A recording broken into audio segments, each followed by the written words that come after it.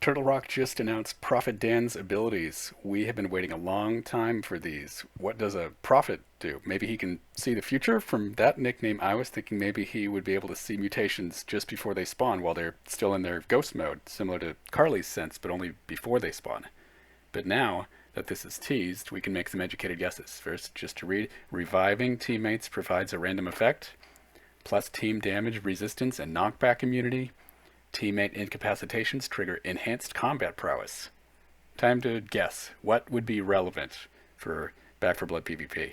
1. The random effect. The random effects we have now are random accessories and ammo from Hoffman, reuse chance, and random accessories from Hang, razor wire and ammo from Mugger, so maybe it's all of these? So when someone's revived, is this a team effect or is it just for Dan? If so, it was just for when he revived people, that would be an interesting use case for a team, just like how Mom was more fair when only she got the instant pickup and not the massive OP team buffs to all revives. When someone is revived, a random effect happens. Presumably these are good effects, or will it be like Warp Chest and everyone takes trauma sometimes? All nearby mutations get new armor plates, they all just blow up, who knows? Maybe change the respawn timers? We just don't have enough information yet to say whether this is the next Mom Revive overpowered ability or Hang irrelevant sense ability. Second, the team damage resistance sounds great. There are only a few cards in PvP that affect damage resistance. Tunnel Vision drops it a little bit. Olympic Sprinter does, but you should never use that since it's just a worse superior cardio. Hunker Down can be good, but very hard to teach yourself to use well. Defensive Maneuver and Numb, which is honestly not worth a valuable card pick anymore at only 10% when a condition is met.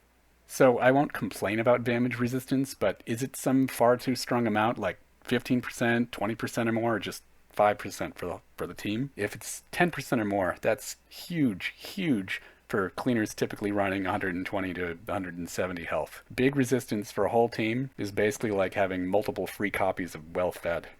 Knockback immunity. What is it? Does it literally mean cleaners cannot be knocked back? That sounds both incredibly awful, like when a tall boy no longer pushes you away and you have a brief chance to escape, but also vastly overpowered in general if it means a cleaner cannot be knocked off of making a revive. Maybe it means you get knocked back not as far.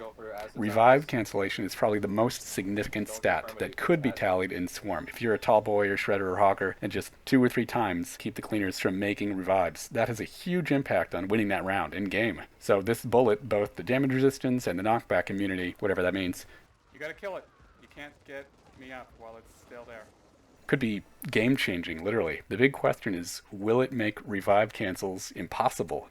Combat prowess, number 3. Again, is this just him, or is it like Mom, another team effect? And what is combat prowess? We'll have to see. I'd like to think of it maybe it's like a little on your mark, maybe more reload speed, move speed while firing when the revive happens. Probably not even more damage resistance, thankfully. Maybe it's random.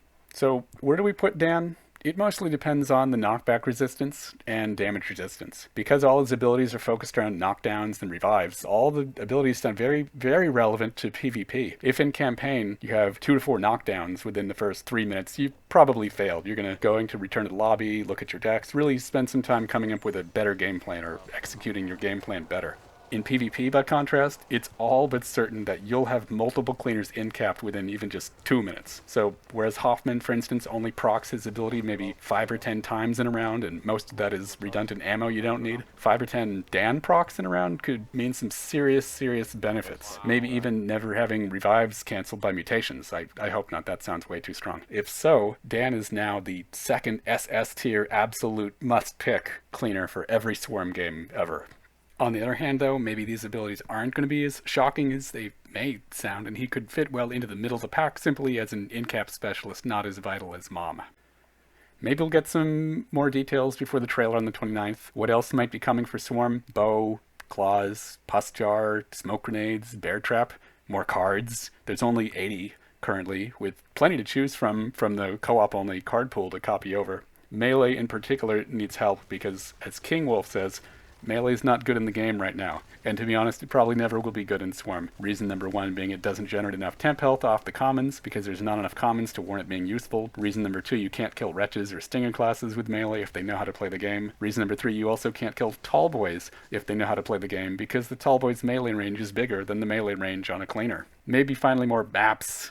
We've been stuck with the same 18 maps since launch, and a new act means there should be several good possibilities for additional PvP areas. Here's to more fun, and please fix the big bugs. There are still so many issues keeping people from finding games at all and them running correctly. See the link above for my detailed bug analysis. We need more people trying Swarm, and we really need more who try Swarm to not be repelled by the big issues. I can't wait to see what's in this update.